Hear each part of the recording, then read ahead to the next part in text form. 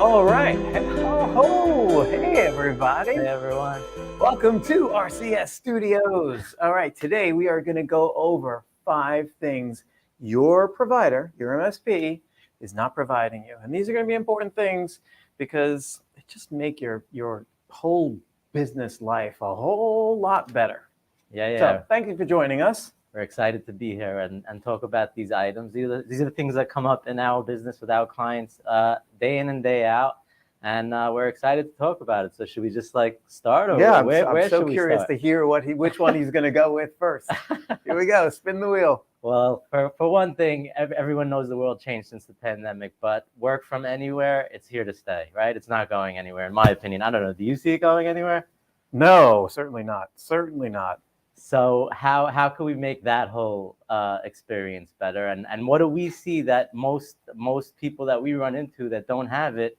The challenges, in my opinion, procurement and setting up new users became a huge burden to companies, as opposed to before when they were going to the office. It was a little easier. You had someone in the office, they order a computer, they set it up. But now you have people anywhere and everywhere, different states, different countries. So how can we make that easier? Oh my God, it's kidding. This is something that has come up so much. Yeah. I think of some of our bigger clients that have people everywhere, and every time I see an order come in and I'm like, oh, ship that, set up that laptop and ship it over there, I think that they must be thinking, oh, thank God we don't have to do this ourselves and deal with getting the thing and sending it. And Definitely. yeah, so onboarding, offboarding, getting devices, shipping them all over the place. So yeah, so we have found that we've gotten a lot of business this year because I think of that burden and pain that it creates on an organization when it is work from anywhere. And we do have clients, they have offices, but no one really reports to them on a daily basis. They're reporting maybe a day or two a week. So that consistency and flow of being available to help the employees, it's just not there. And that's where we step in as a provider. But what are some of the good things that we do with onboarding and offboarding that make it just easier in this work from anywhere environment? Oh my God, it's great. So the way it happens for us now, as far as an onboarding goes, let's say you need a Windows machine. So or somebody out there needs a Windows machine. We actually are at the point where we're not touching that machine before it hits the user. We are sourcing it, sending it directly to the user. The user opens it up, turns it on, logs in, and boom, it starts installing everything that user needs. Great bit of technology from Microsoft and Apple. We can do this with Apple devices and with Microsoft devices. Apple Business Manager, it's great. They get their machine, they turn it on, they log in, it registers, it's already registered with Apple Business Manager. It talks to Intune, Microsoft's Intune, that's their MDM. Intune gets put onto the machine. Intune then takes over and says, okay, I know that machine now. Let me put some stuff on it that this user is going to need. Sets it up with Office and the rest of their profile. Dropbox, printers, everything, The whole A to Z, soup to nuts, right? And we never touched it.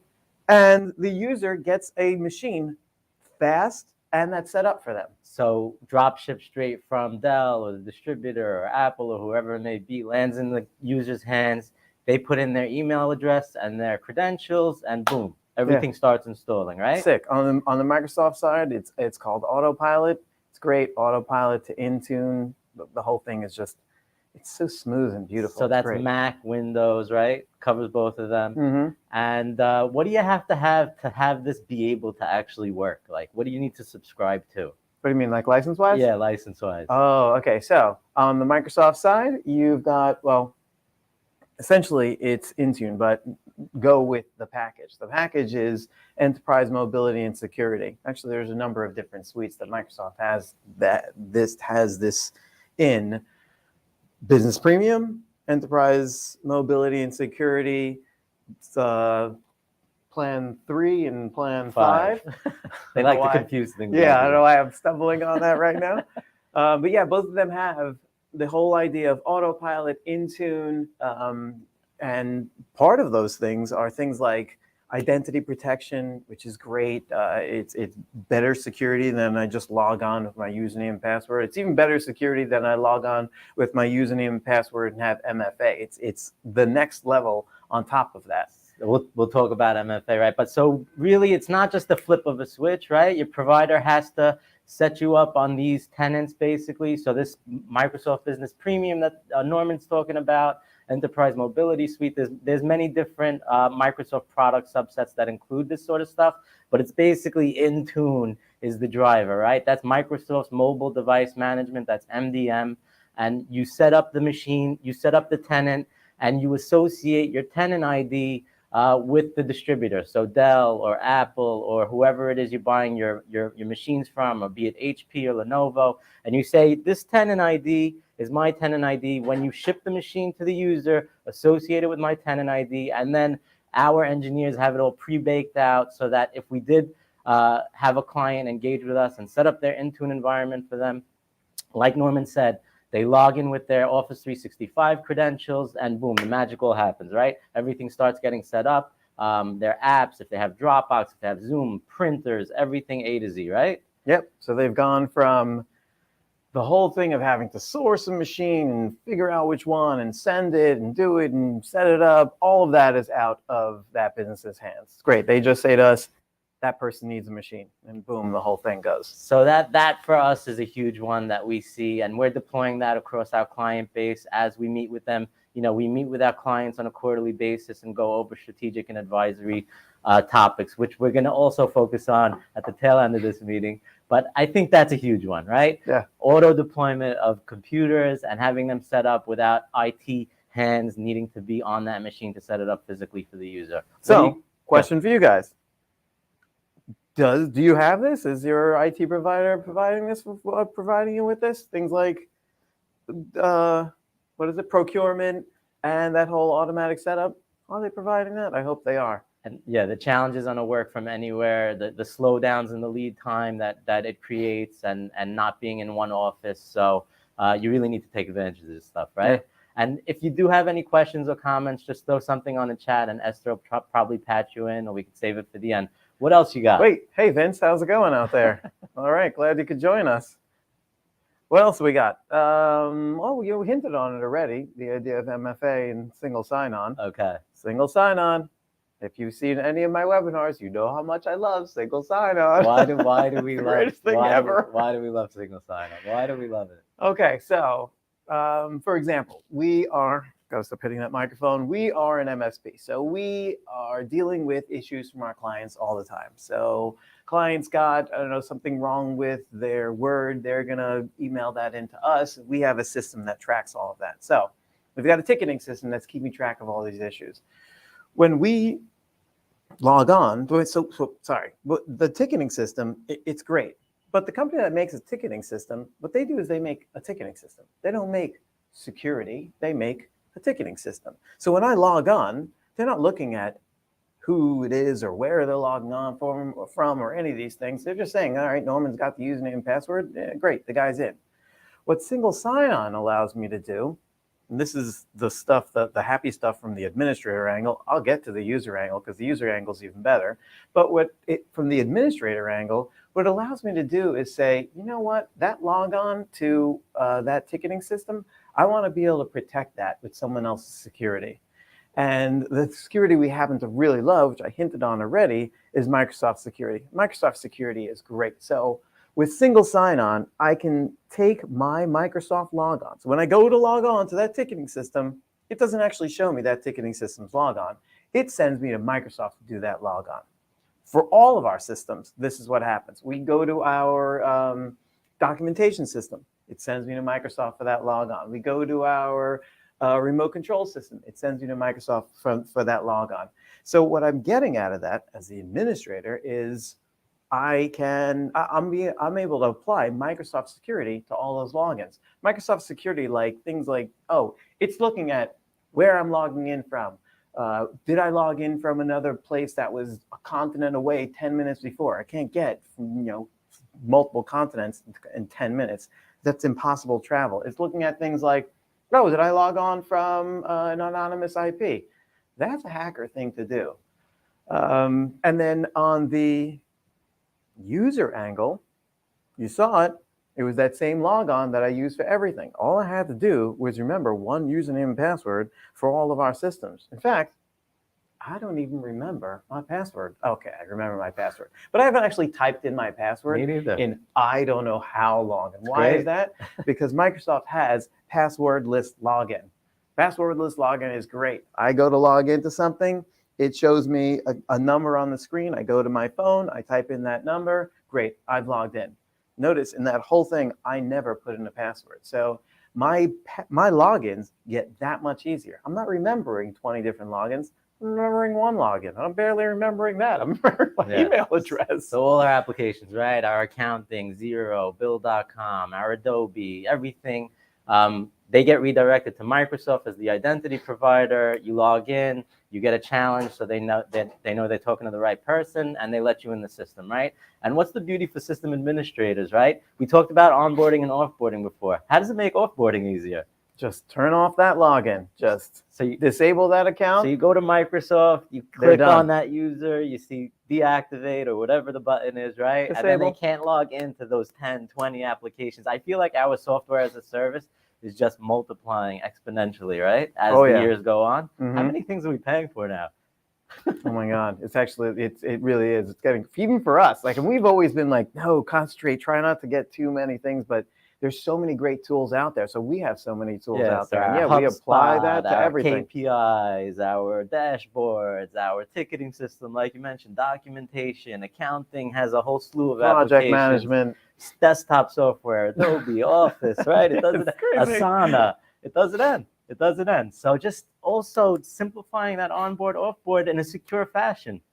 You offboard someone, you don't want to go into 20 systems and remove the user. I mean, you do because you want to save on licensing expense. But for the immediate need of disabling that access, go in there, one click of a button. One click, and they are out of all those systems. And we feel like it's table stakes. But the other thing that is a must-have, it's related to this, right? The whole single sign-on in. But a lot of companies we run into and a lot of deals we run into, there's no MFA turned on. It's the craziest thing that in this day and age, people still don't have MFA turned on. Multi-factor authentication. Everyone's gotten their cyber insurance assessment. You get this questionnaire and says, do you do this, this, this, this, and that? It's like question 1. Do you have MFA? Can't get insurance. So enabling that MFA for all those other applications also, you don't have to go into each control panel. You're just going into one control panel, right? Yeah. So it makes it easier for IT. It's more secure for your company, makes onboarding and offboarding much easier, less tickets to the help desk. I don't know my password for HubSpot. I don't know my password for Xero. It made me change it. Now they're all misaligned. That takes it all away, and it's safe and secure, right? Yep. What you talked about, are we ready to move on to the next thing? Whatever you think. Because you hit on it, which was now that user is no longer with the company. What about that laptop? Oh, good question. And what about, things like just protecting our information? This is another big one. Yeah. Data protection. We put the title as maybe data loss prevention. There's a lot of things that go under that. We've had clients come in on these webinars and say, I'm interested in that topic. Describe what data loss prevention is to you. Data loss prevention is as simple as I don't want my company's information getting out in the open by either by mistake or by nefarious means, like someone's trying to hurt the company, someone inside. It's kind of protection from the people in your company. And it doesn't, again, it doesn't have to be that someone's trying to do something bad, but you got to protect yourself. Like, is someone sending a credit card number in an email? Data loss protection is going to find that, is going to flag that. Is someone sending PII out in an email? Data loss prevention is going to find that. Is someone copying a ton of our information out to who knows where? That's where DLP comes in, protecting you against that also. And that person's not working with us anymore? Great. It will pull the information off of that mobile device. Right. So that happens through that Intune that we spoke about earlier. You could basically make all the configurations and settings on the computer. And when you want to get that laptop back, you can disable delete the information off the laptop as soon as the user is offboarded, right? So that's awesome. And we talk about data loss prevention. There's outside threats and there's inside threats, right? So the outside threats we discussed, you got the security, the MFA, the single sign-on, whole slew of things to protect you from outsider risk. But like Norman was saying, insider threat, getting that, buttoned up and nailed down and tucked in so that, we have some clients, they invest quite a bit of money in I would say, intellectual property, right? Creating things, designs. We have clients in garment fashion industry. They're creating designs. They don't want those designs to go away with an employee who's going to start up a competitor.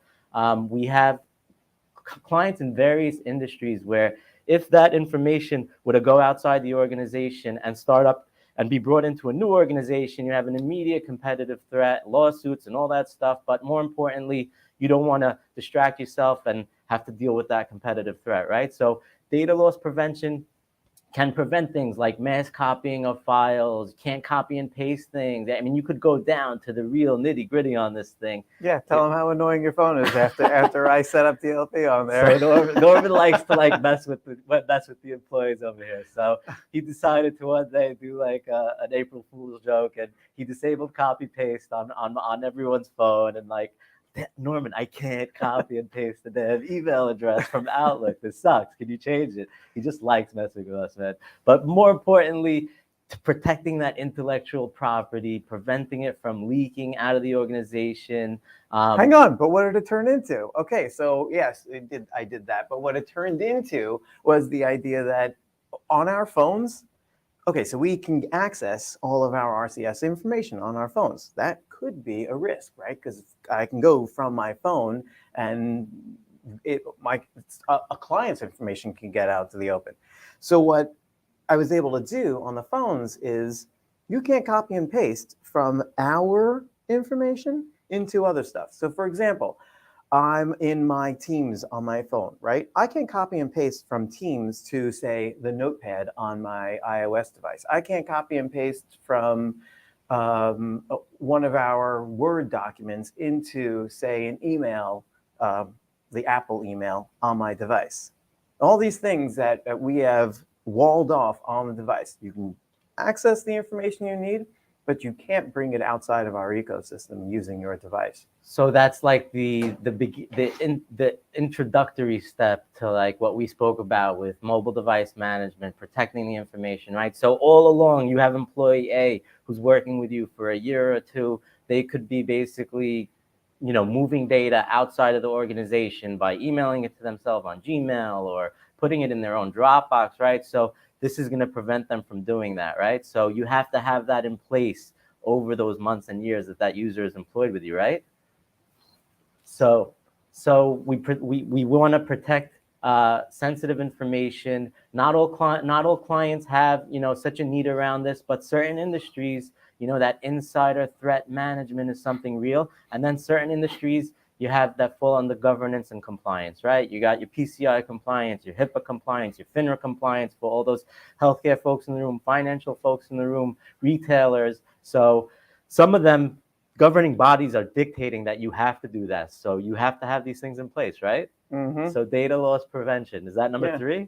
Yes, that was number 3. And we've got clients that have mandated that all of their work has to be on their devices, which is, okay, that's full on using Intune and DLP to make that happen. So make sure that they can't access business resources on some other device. Right. So here we go back to procurement. And that was actually something that they didn't come up with. That was something that one of their clients came up with. One of their clients said, what's your security like? I want to make sure of these things. And one of the things was that all of their work had to be done on their devices and not on personal devices. Got it. And that can all be done via this all this stuff that we were talking about so far. You see how it intertwines, right? So company issued devices, that's a big thing on data loss prevention, protecting your company at digital assets, and making sure that leakage or insider risk threats don't happen. So company issued devices, it's a big one,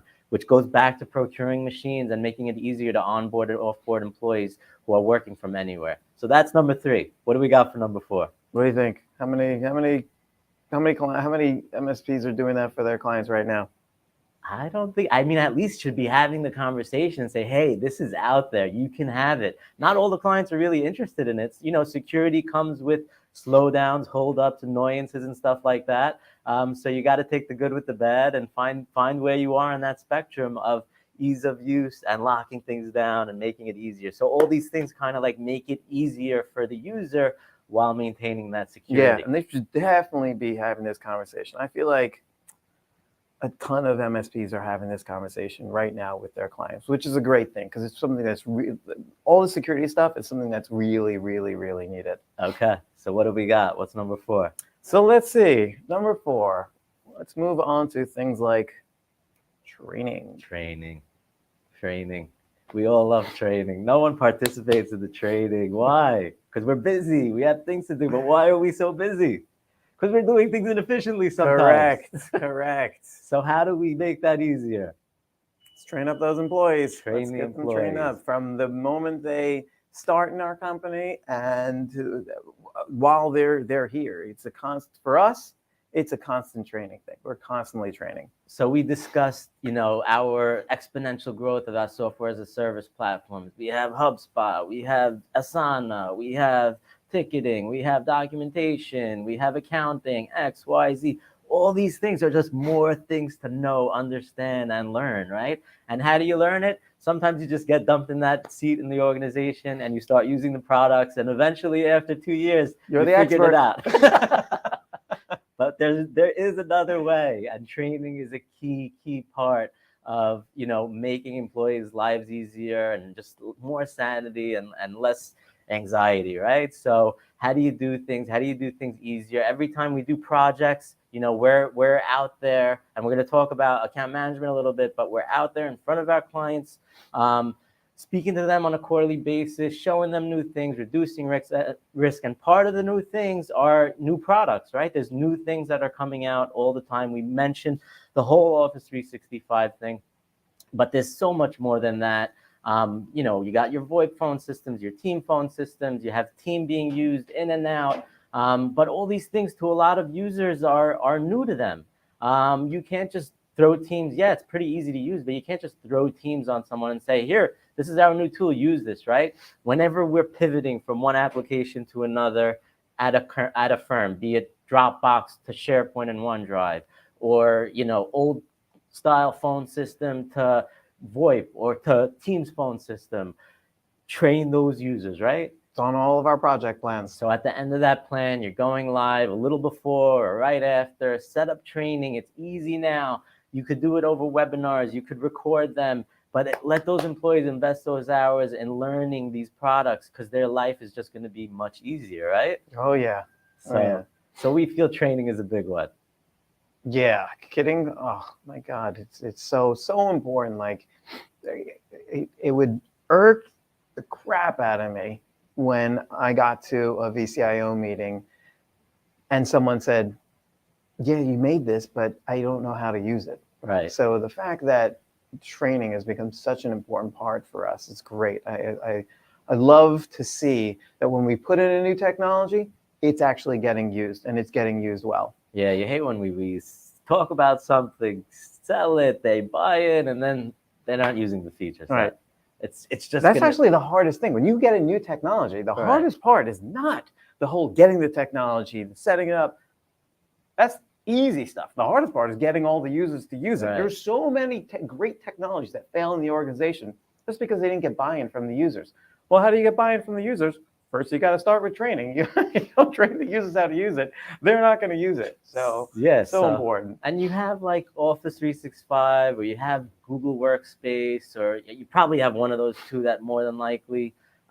You go into that portal, and how many applications are there that people aren't even using? Like, you got Microsoft has Planner, they Funny, I have was just looking at it yesterday appointment again. setting, they have task list, and this is outside of Outlook, Word, and Excel, which we all use every day, right? Right. Remember when Office was, 4 products, whatever it was? Now it's like, how many? You go log into your Office 365 or Google Workspace. Yeah, go to today. portal.office.com and See how check out many what's things there. are in there. See how many things that you're not using that could just make your life easier. All right, so we got training.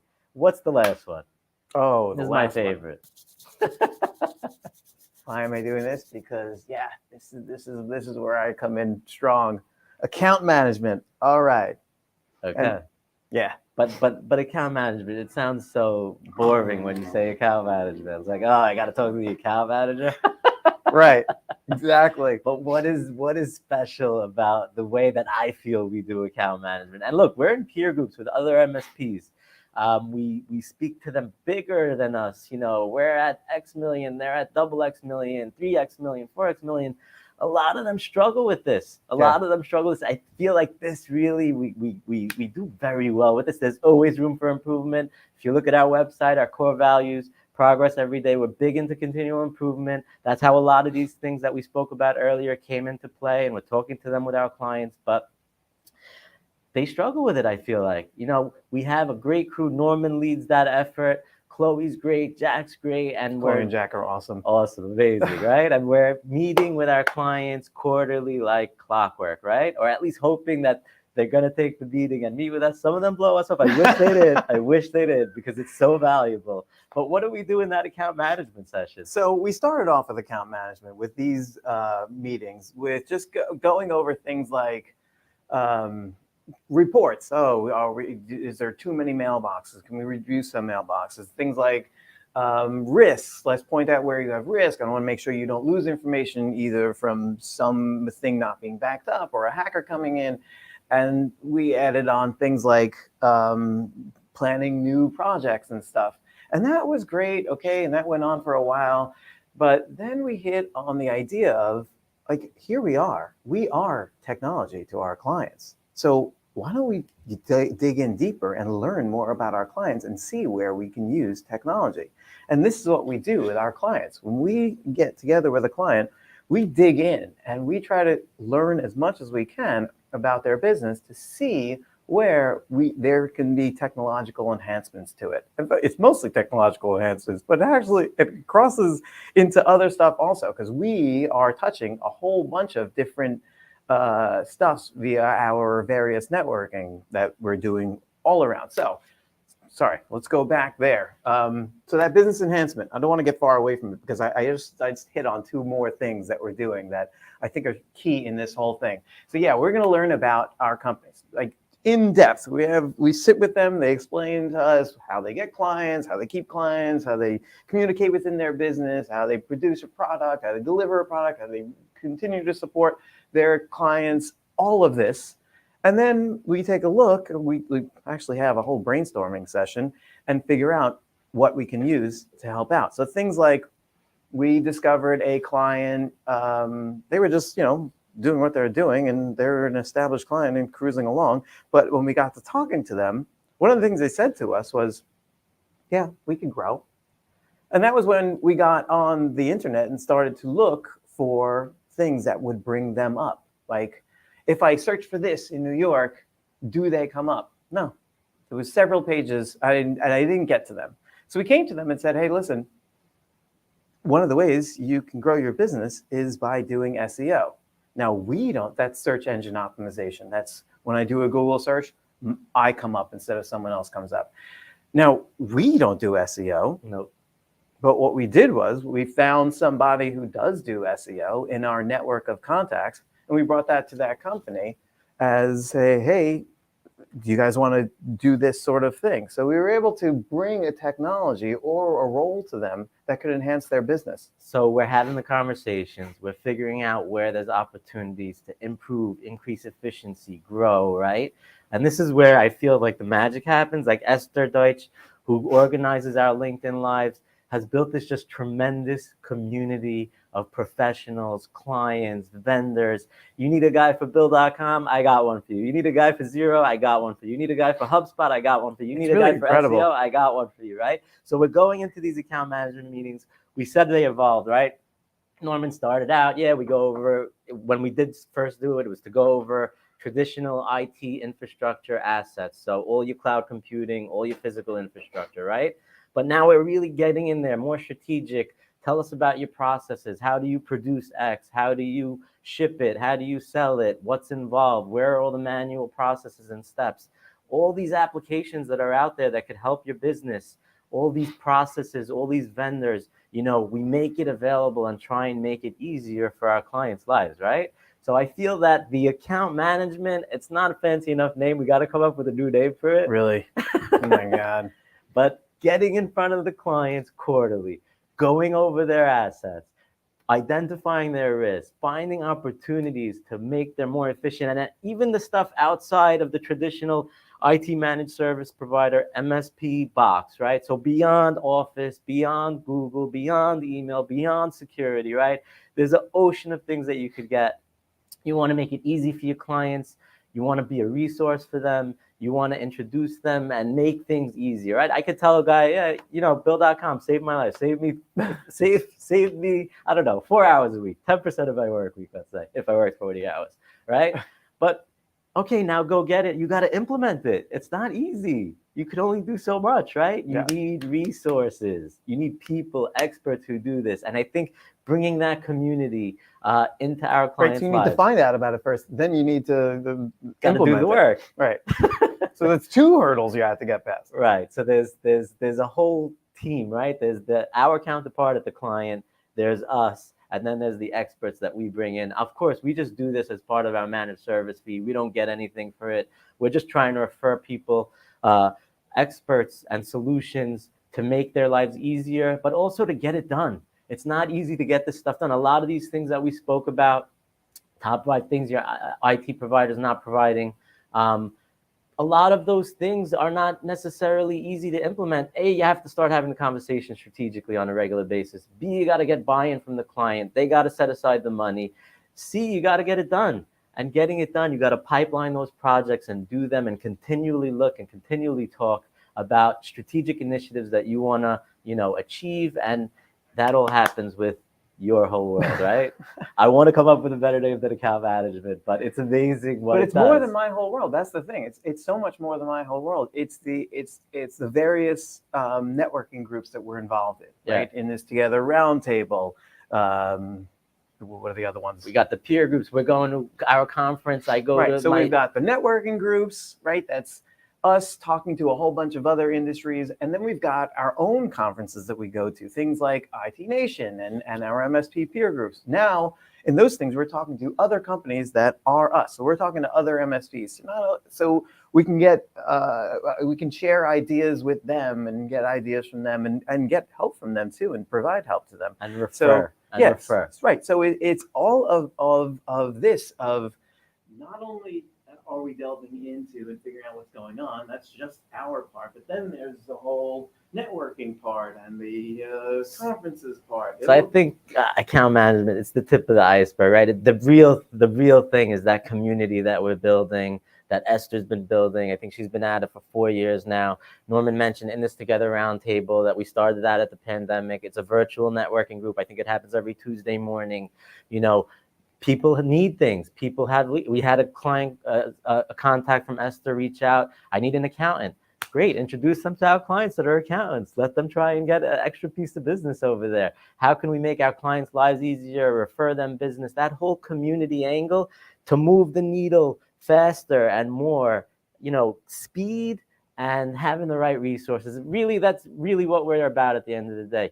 You want to partner yourself with the right resource that's going to make your life easier. The world is not perfect. Not everything is bulletproof, right? You want the people that care, that try, that get it done, right? I think like we were speaking to a prospect the other day, and they were telling us like, I see it. I see it. Like you guys care. It's you have it out there. The website, the LinkedIn, this webinar. He's like, keep doing these things.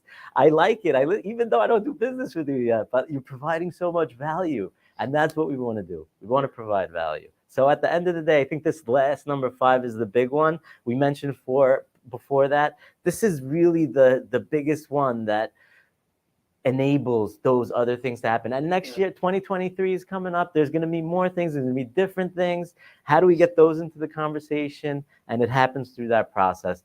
Be proactive. You want your provider to have dedicated resources, dedicated projects. Like we mentioned, getting projects not done. You don't want a provider that has people that do everything, right? They're doing the help desk. They're doing the projects. They're doing the account management. Everyone's doing everything. You want companies to have some specialty focus in project delivery, service delivery on the help desk side, account management. You want dedicated resources that really are looking out for you and making sure that you have the best of the best, trying to fit it in the budget and get it done. Yeah, watching it develop over the last few years, as far as like we started just going to conferences, and then we started with networking groups, and now seeing it all come together into something that can really be used to make our clients awesome is just so exciting. I love it. This is one of the parts of the business I'm so excited about. Nothing better. So that's what we came up with on our top 5. It'll evolve. Things continually change. Networking groups do we have? We have the In This Together Roundtable. We got that. Group. We got the facility group because we get involved in construction a lot. So, everyone that's involved in construction and project management. We have our peer groups where we go once a quarter, flying off to different parts of the country, comparing notes with other MSPs, what they're doing, what they're successful with, what they're failing at, and we're able to, find our answers much quicker. You missed one. Which one? Come on, you missed one. Oh, the fish one. Yes. Yeah, if you're following us on social, I'm a crazy fish fan. I think Norman's way into it. We're going to New Year's run's coming. New Year's is coming. Yeah, we're going to Madison Square Garden. We have our regular fish networking group that we started. We used to do in person. We're pivoting to remote, and that's working out great. The community's growing. Wait, so when is our next one? I think it's next month, we just right? did one last month, an online one just like this. We brought a bunch of people on. It was awesome. And our next one is next month. Usually every other month we do the. So that's fish and business, helping the community, and trying to find opportunities for our fellow friends. And then we have the other one come. What's up? That's right. We got in person. We just said like all remote, but yes, in person we've got. We have in person. We've got 2 in-person things coming. One is in South Florida. I'm not actually completely familiar with that one. It just happened. Yeah, so it just happened. They had a great turnout. Esther was South Florida is hot. Esther moved down there. We have some clients who moved down there. They're loving those tax savings and they're loving the weather. But basically, we put together a networking group down there for business development and solutions and anything and everything, which we've done in New York successfully. So if you are in South Florida and want to meet in person with people who could help you grow your business, then reach out to Esther on that. And then we have more webinars coming up, right? What are we doing in January? Wait, time out before the webinar. Yeah. We have an in-person event we have the in-person event in New York. Yes, please. It's too much. That in this Together Roundtable that we mentioned that happens virtually every Tuesday.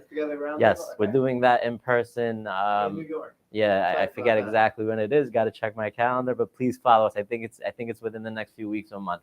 Okay, and then upcoming webinar. The next one in January. The next one in December is Fish one. Right. It's gonna be right before the Fish New Year's run, so we can all get excited about that. And then in January, what's our January subject? We're gonna do cyber insurance again. That questionnaire that everyone sits on the desk, just sits on the desk. All right, here it is. You need account management to help you with those things. Questionnaires from their insurance company. Yeah. So what's harder, and like the insurance companies are getting more and more strict about this. Yeah, and they're not. It's crazy now. So we have an insurance carrier that's going to join us, an insurance broker, and us on the IT side. We're going to talk about what cyber insurance is, should you get it, how does it work if something were to happen, what, all that's going to unfold if anyone had unfortunately been compromised by a cyber attack. So if you have any questions on anything we said, the In This Together Roundtable, the in-person networking event in New York, the South Florida event, the Fish event, the cyber webinar, email info@rcsprofessional.com or follow us on LinkedIn or various social media channels. All these webinars are recorded. We put them on our website. Go to our website, rcsprofessional.com. If anyone has any questions, please reach out, info@rcsprofessional.com, or just follow us on social, right? Exactly. We're on YouTube, Instagram, LinkedIn, Facebook, Twitter. My God, it goes on. We're not on TikTok yet. Maybe we should do TikTok. I heard it's good. I don't know. Me and you are going to do TikTok. Yeah. Weekends. All right, cool. All right, thanks, everybody. Thanks so much, guys. Really. Join us for the next one. Looking forward. Bye, everybody.